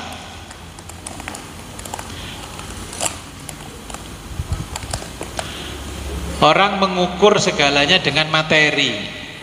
Obat itu, kalau obat yang mahal, ukurannya, harganya mahal, cespleng. Nggih. Jenengan dikasih obat puskesmas ngomongnya, "Alah Gus, niku obat standar Gus." Dan jenengan ngukur kesembuhan jenengan itu dengan materi. Mau disembuhkan mantri, dokter biasa, dokter spesialis, itu bukan ukuran bagi Allah. Ukurannya adalah kesembuhan itu milik Allah. Di luar ayat ini pernah terjadi, Raja Harun al-Rasyid ditanya salah seorang ulama yang datang pada dirinya di pagi hari begini, "Wahai Tuan Raja, berapa nilai kekayaanmu? Katanya kekayaan ya seluruh negeri ini punyanya dia. Ulama itu mengatakan kekayaanmu itu tidak lebih dari segelas air putih. Akhirnya Harun ar-Rasyid minum air putih keselak, gak sembuh-sembuh, berobat kemana-mana gak sembuh, sampai uangnya habis barulah sembuh. Berarti ukurannya berapa kekayaan itu? Ya cuma satu gelas yang dikumpulkan selama sekian tahun. Jenengan mengumpulkan harta sekian tahun, ukurannya cuma sekarung plastik ukuran setengah kilo. Gara-gara gak iso ngentut, dicoblos ke rumah sakit HVA, membayari menghabiskan semua harta yang jenengan kumpulkan selama 20 tahun. Oke. Harta yang kita kumpulkan ternyata nilainya hanya sebesar kapsul. Karena apa? Jenengan yang selama ini mendewakan harta, ternyata setiap hari dipakai beli obat diabetes supaya normal, gula darahnya normal. Ya itulah ukuran harta yang kita kumpulkan sekian tahun. Dan kita mengukur semuanya itu dengan materi. Kita yang sekolah sarjana saja ngukurnya kesembuhan itu materi. Dia yakin kalau obat yang ngasihkan dokter spesialis bergelar profesor dokter manjur.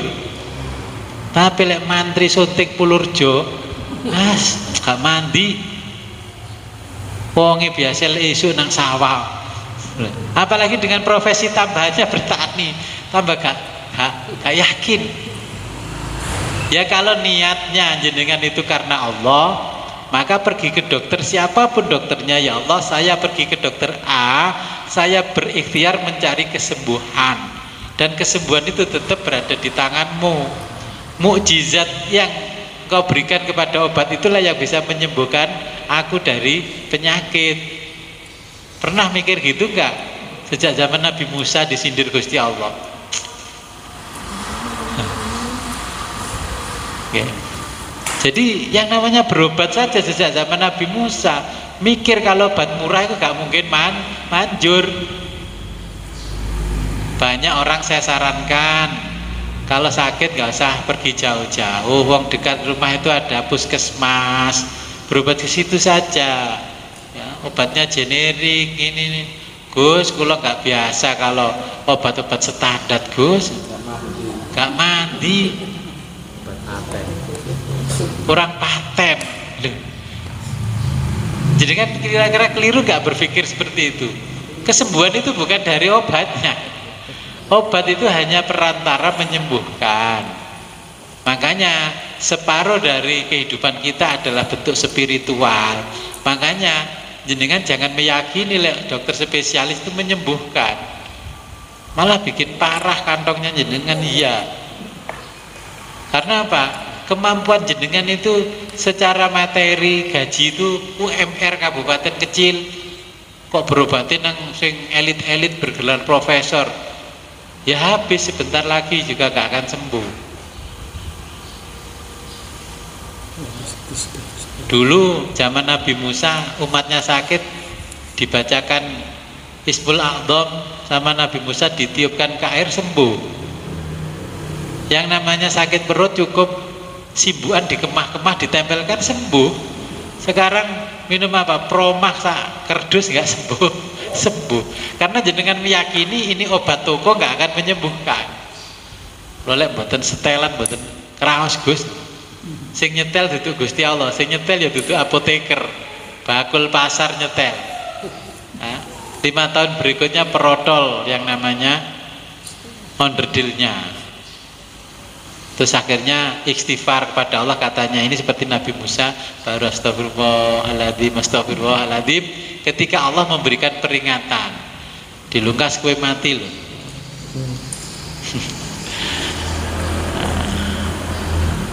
Ketika sudah seperti itu dikatakan oleh Allah, kamu itu mendolimi dirimu sendiri. Wong ora ono es, ora ono sing jenenge mendung adem, kenapa kok celimutan terus neruduk-neruduk? Nah, itu kan sudah diuji sama Allah sejak zaman Nabi Musa. Penyakit yang seperti itu sekarang disebut oleh orang tremor, Alah mbiyen niku ya gregesi ngono lho. Sekarang kan diistilahkan tremble, apa tangannya bergemetar-gemetar terus, gregesi terutuken. Nggih. Makanya terus dikasih obat, disuruh minum cairan berbentuk madu tapi putih. Musa, ini madunya kok nggak sama? Madu kan biasanya semu kuning itu, kayak emas. Lho iki kok langit. Jadi gak percaya maneh. Terus dikongkon mangan yang namanya binatang kecil tapi rasanya mengalahkan kelezatan binatang yang besar-besar, yaitu salwa. Jadi manuk puyuh itu burung yang diturunkan Allah kepada Nabi Musa untuk meyakinkan orang Yahudi dan Bani Israel yang sekarang jenengan nikmati jadi pentol cilok itu. Loh iya itu karena kalau nggak ada ya barokah Bani Israel cerewet kepada Nabi Musa, Allah menurunkan salah satu binatang yang ada di surga ke bumi ini, namanya salwa, ya burung puyuh itu. Memang makan burung puyuh enak, tapi makannya sering ya kolesterolnya tinggi. Oke. Jadi ini kisahnya Nabi Musa. Ya kisah ini sebenarnya pelajaran buat kita hari ini. Oke. Jangan mendewakan selain Allah, harta, jabatan, materi. Oke. Anak juga menjadi dewa. Oke, mungkin ada pertanyaan lagi? Bagus. Oke, monggo. Ini pertanyaan. Sebelum Nabi Adam dengan Ibu Hawa diturunkan ke bumi, apakah semua binatang-binatang seperti harimau, ular atau tumbuh-tumbuhan atau apa ini sudah dihidupkan oleh Allah? Ya. Apa menyusul? Jadi semuanya yang ada di surga itu ya adalah di dunia. Okay. Hanya saja kalau dulu Nabi Adam sama Ibu Hawa mau makan minum apa tinggal batin datang. Tetapi setelah di dunia mau makan mau minum ya harus swalayan, melayani sendiri. Okay. Itu bedanya. Dulu Nabi Adam sama Ibu Hawa pengen ganti mode baju tinggal batin langsung ganti. Setelah di dunia ya harus diturunkan dulu ilmunya cara jahit baju. Dulu pengen masak makanan enak tinggal batin datang. Tapi setelah di dunia dia harus masak sendiri, mengolahnya sendiri dan sebagainya. Nah dulu penyediaannya semua langsung dari Allah. Kalau di dunia penyediaannya adalah dari alam yang diciptakan oleh Allah. Pengen makan nasi ya harus nanam padi dulu. Pengen buah ini ya harus nanam dulu. Kalau dulu pengen buah apel tinggal batin apel datang apel. Ini perbedaannya hanya di dalam sistem penyajian saja. Kalau di surga tinggal batin datang, kalau di dunia batin tok ya keluwen. Dulu di surga batin pingin apa sudah kerenteknya saja langsung terwujud ya. Sekarang tidak bisa. Itu yang membedakan ya. Terus yang kedua yang selalu disebut-sebutkan oleh Bani Israel ini sebenarnya keturunan Nabi siapa? Bani Israel. Ya kemarin sudah saya jelaskan di situ kan ada Nabi Yakub. Ya, itu mempunyai anak cucu namanya Israel. Karena diistimewakan oleh Allah, maka mereka disebut Bani Israel. Nah mereka menerjemahkan Israel itu karena dulu Allah pernah tukaran ya, ribut sama Nabi Yakub, kalah menjelang subuh. Akhirnya Yakub dipeluk, sudah Yakub aku menyerah kepadamu. Ternyata kamu adalah manusia hebat.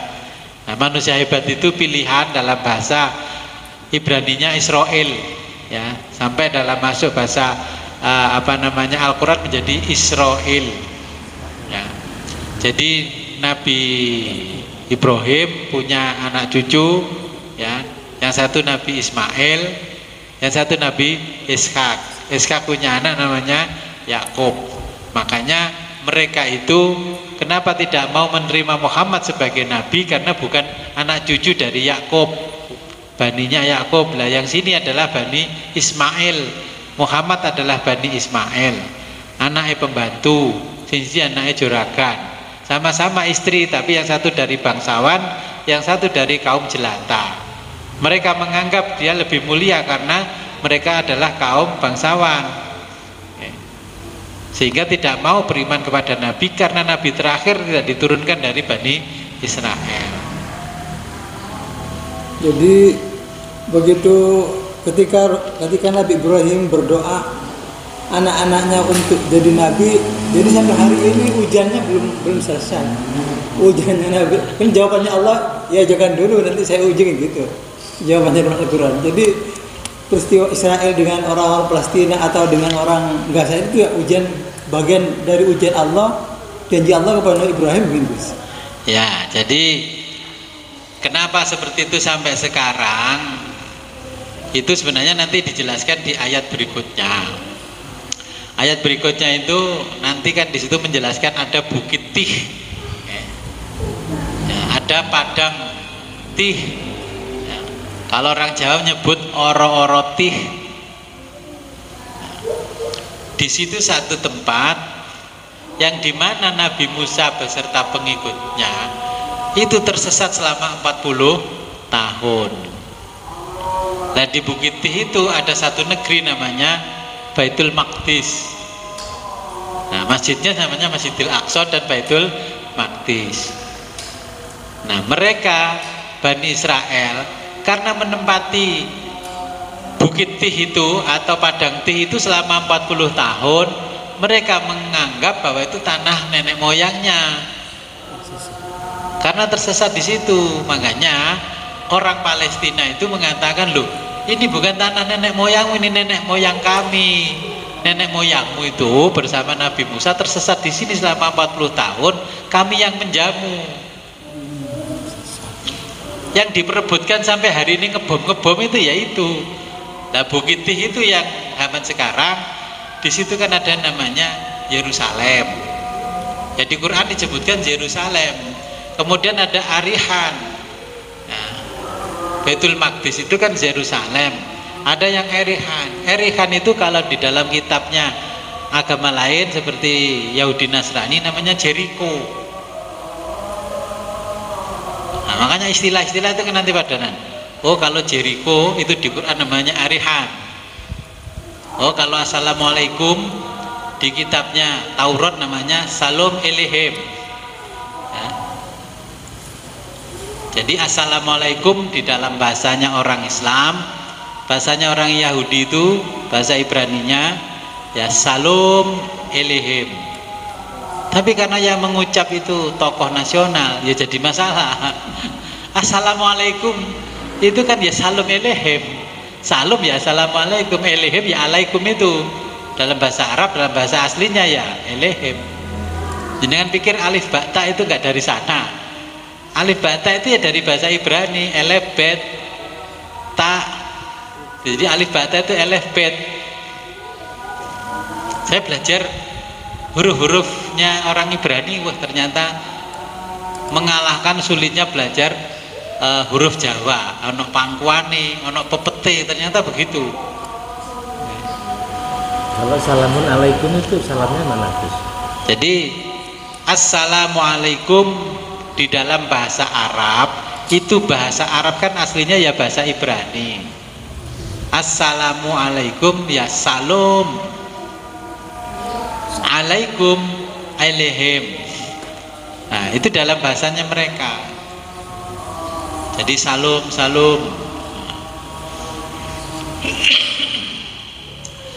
Nah kalau kita membahas itu disangkanya kita ini pro mereka, padahal kan jenengan harus tahu, oh kalau di kitab Taurat itu begini bahasanya, kalau kitab Injil begini bahasanya, kalau bahasa Jawa ya rahayu rahayu, sugeng rahayu. Apa bedanya? Karena terjemah assalamualaikum sugeng rahayu. Kalau pemimpin kita, pejabat, assalamualaikum warahmatullahi wabarakatuh, salam sejahtera. Ya sama, assalamualaikum itu kalau terjemah bahasa Indonesia salam sejahtera bagi kita semua. Salam, salam lah. Cuman bahasanya aja diotak-atik. itu tadi haji itu berarti Bani Israeli asal tamu. Nggih. Jadi itu gini ayat berikutnya, nanti pertemuan berikutnya itu kan di ayat 58 Allah itu menjelaskan mereka itu tersesat di Padang Tih. Padang Tih itu adanya di antara Mesir sama Syam. Luasannya cuman 9 hasta atau 9 farsah lah. 1 farsah itu hitungan zaman sekarang sama dengan 5,5 kilo. Jadi dikali 9 kali 9 ya kurang lebih ya sekitaran yang namanya Baitul Maqdis yang hari ini kawasan Baitul Maqdis itu mereka menyebut Yerusalem. Nah, Baitul Maqdis itu ada masjid namanya Masjidil Aqsa.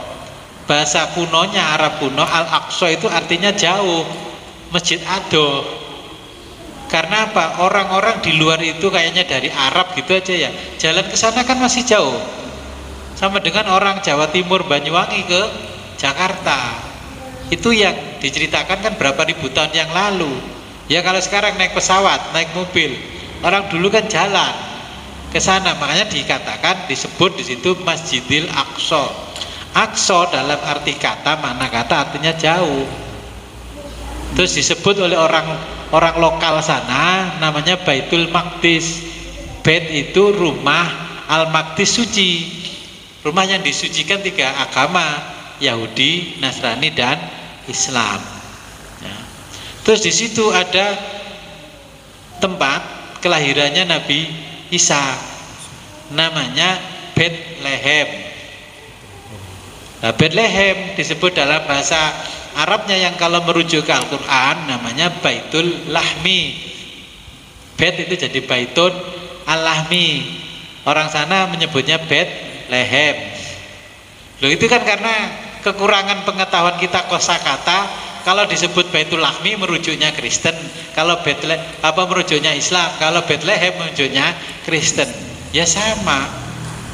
Kalau kita paham bahwa ya kalau yang dimaksud orang itu Baitul Lahmi berarti ya Bethlehem itu. Baitul Maqdis ya Yerusalem itu. Ya. Makanya di Quran itu subhanalladzi asra bi abdihi lailam minal masjidil haram ilal masjidil aqsa. Al-Aqsa itu artinya masjid yang jauh jaraknya dari Masjidil Haram. Kalau berjalan nggak butuh waktu yang cepat, lama. Dan orang dulu ketika dari Masjidil Haram ke Masjid Baitul Maqdis itu ya makanya seperti kelompoknya Abu Jahal, Abu Lahab itu pasti ngopi di beberapa pos. Sehingga Nabi Muhammad ketika cerita Isra Mi'raj dari Masjidil Haram sampai ke Masjidil Aqsa ditanya, Muhammad, ada berapa pos kopi di antara Masjidil Haram sama Masjidil Aqsa? Kalau kamu betul-betul diisrokan sama Allah, pasti kamu tahu. Karena apa standarnya? Siapa? Abu Jahal, Abu Lahab itu kalau perjalanan sekian kilometer sama rombongannya berhenti. Di situ ada warung, makan-makan, tempat beristirahat sebentar. Ya rest area lah zaman sekarang. Makanya Nabi disuruh menjelaskan selama perjalanan itu ada berapa rest area. Langsung Jibril memberikan gambar pada Nabi Muhammad, ini loh rest area dimaksud oleh mereka. Ada ini, oh pos pertama sing dodol kopi jenenge Makyem nang kene. Ya, sing kono Maktun, ya. Sing kono neh Makkah. Jadi sampai ditunjukkan begitu sama Jibril. Karena pertanyaannya mirip Bani Israel secara materi. Terus karena mereka seperti Abu Jahal, Abu Lahab dan kawan-kawan itu setiap tahun kan ke sana. Hajinya orang dulu tuh ke sana, bukan ke Baitullah itu bukan. Jadi orang Yahudi Nasrani, orang Mekah itu juga ke sana. Makanya Nabi Muhammad ditanya sama mereka, Abu Jahal, Abu Lahab, kalau kamu betul-betul sampai di Masjidil Aqsa atau Baitul Maqdis itu berapa banyak tiang yang ada di Baitul Maqdis? Langsung malaikat Jibril memberikan gambar dan filmnya langsung gitu, dihitung 1, 2, 3, 4, ternyata ada 9.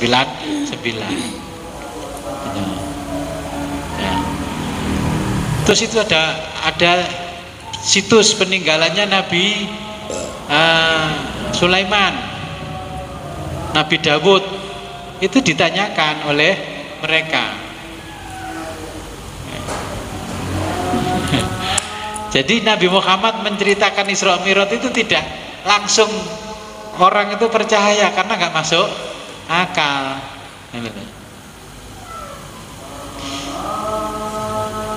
Jadi karena Nabi ya ada yang mendampingi, kalau kesulitan langsung pendampingnya ngomong, Jibril ini loh Mat, gambarnya seperti ini. Oke, jadi di situ memang ada bekas kuil Solomon. Oke, kuil Solomon, kuil Nabi Sulaiman bin Dawud. Nabi Dawud yang punya istri jumlahnya hampir 100 lebih, menurut catatan kan 100. Terus di situ arsiteknya luar biasa. Nah, makanya arsiteknya masjid itu bukan milik orang Islam, ya miliknya kuil Solomon. Ketika kekuasaan Ottoman Turki sampai ke Israel, ke Palestina, banyak kuil-kuil Solomon itu dijadikan masjid karena banyak orang yang ditaklukkan masuk Islam. Jadi arsiteknya di zaman Nabi masjid tidak ada atapnya. Ketika Turki Utsmani atau Ottoman, banyak kuil dan gereja dijadikan tempat ibadahnya umat Islam. Ya, arsiteknya sekarang masjid ada kubahnya, ada menara tinggi. Orang yang tidak paham itulah arsitek Islam, bukan. Ya. Jadi ini nanti penjelasannya masih panjang sampai di ayat nanti ke 61 Allah memberikan pelajaran kepada kita, kesalehan seseorang itu diawali dari kesalehan bapaknya, ibunya, dan kakek nenek moyangnya. Kesalehan satu bangsa pun juga sama, diawali dari kakek nenek moyangnya. Ya, cuman nanti dilanjutkan di ayat berikutnya. Oke, kalau nggak ada pertanyaan, sebelum kita akhiri, marilah kita berdoa kepada Allah. Semoga apa yang kita pelajari pada siang hari ini membawa manfaat barokah fid dini wa dunya hatal akhirah. A'udzu billahi minasyaitonir rajim. Bismillahirrahmanirrahim. Allahumma shalli wa sallim wa barik ala sayyidina Muhammad wa ala ali sayyidina Muhammad wa ala kulli sahabati Rasulillah ajmain. Allahumma inna nas'aluka fahman nabiyyin wa hifdzal mursalin wa ilhamal malaikatil muqarrabin. Allahumma aghnina ala dzikrika wa syukrika wa husni ibadatik. Allahumma aghnina, Allahumma ahinna ala dzikrika wa syukrika wa husni ibadatik. Allahumma aghnina bil ilmi wa rabbina bil khilmi wa akribna bit taqwa wa jamilna bil afiyah. Allahumma alhimna rushdina wa a'idna min syarri nafsina. Allahumma inna nas'aluka ya Allah bi annakal wahidul ahadus samadul ladzi lam yalid wa lam yulad wa lam yakul lahu kufuwan ahad an taghfir lana dzunubana innaka antat tawwabur rahim. Allahumma khudh minna wa taqabbal minna waftah ababa kulli khairin kama fatahta ala anbiyaika wa birahmatika ya arhamar rahimin. Wa sallallahu ala khairi khalqi sayyidina Muhammadin wa ala alihi wa sahbihi wa barik. Alhamdulillahirabbil alamin. Al-Fatihah.